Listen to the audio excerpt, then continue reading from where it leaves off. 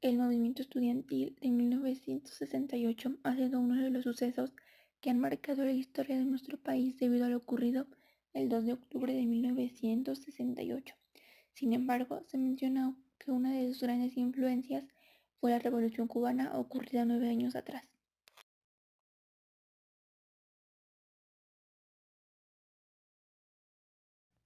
El inicio detonante de este futuro movimiento ocurre el 22 de julio a causa de un enfrentamiento entre estudiantes de las vocacionales 5 y 2 y la preparatoria Isaac Ocheterena, incorporada a la UNAM.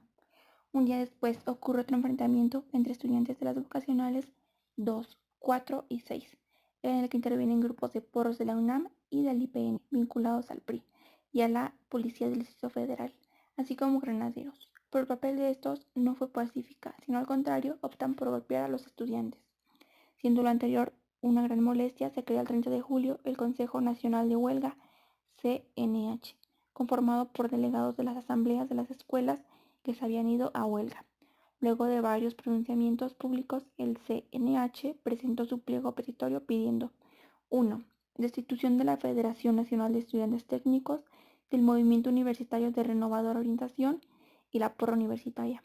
2. Expulsión de los estudiantes miembros de las agrupaciones mencionadas en el punto anterior y del PRI. 3. Indemnización del gobierno a los estudiantes heridos y a los familiares de los muertos. 4. Liberación de todos los estudiantes detenidos.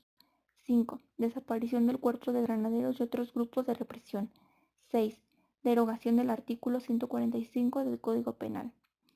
Algunas de las manifestaciones realizadas previa a la del 2 de octubre son la del 27 de agosto, convocada por el Consejo Nacional de Huelga, en la que participan más de 400.000 personas y en la que se iza media asta una bandera rojinegra en el Zócalo, lo que provoca un violento desalojo por parte del ejército mexicano, y la Marcha del Silencio, realizada el viernes 13 de septiembre de 1968.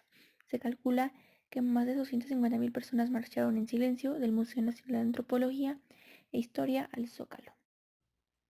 Al no cumplirse el pliego petitorio, el movimiento estudiantil convoca un mitin el 2 de octubre en la Plaza de las Tres Culturas en Tlatelolco, y a las 6 de la tarde con 10 minutos un helicóptero que sobrevolaba el mitin lanzó una bengala en señal de comienzo del tiroteo en contra de los estudiantes.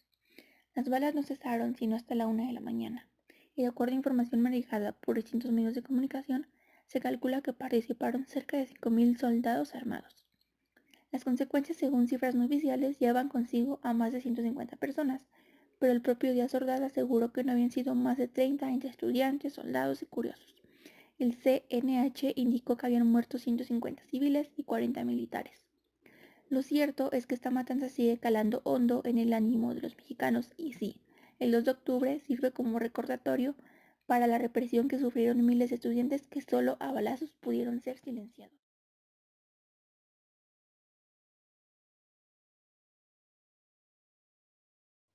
Uno de los mayores legados del 68 fue un importante cambio en la educación pública, especialmente a nivel medio y superior, que permitió la ampliación de lugares para recibir a más alumnos y diversas reformas a las leyes que hasta entonces estaban vigentes. De hecho, la reforma a la educación fue una de las banderas que tomaron los gobiernos de Gustavo Díaz Ordaz y de Luis Echeverría para tratar de atender lo que según consideraron era el punto principal de las protestas de quienes participaron en el movimiento estudiantil. Por el lado de los medios también hubo grandes cambios, como es el caso del cine con la creación de películas que trataron el tema, pero por un periodo fueron clausuradas. En la prensa, siendo uno de los medios que más trató los hechos de la matanza de estudiantes en Tlatelolco, fue Excelsior, que durante los próximos años siguió con una línea de confrontación hacia el gobierno.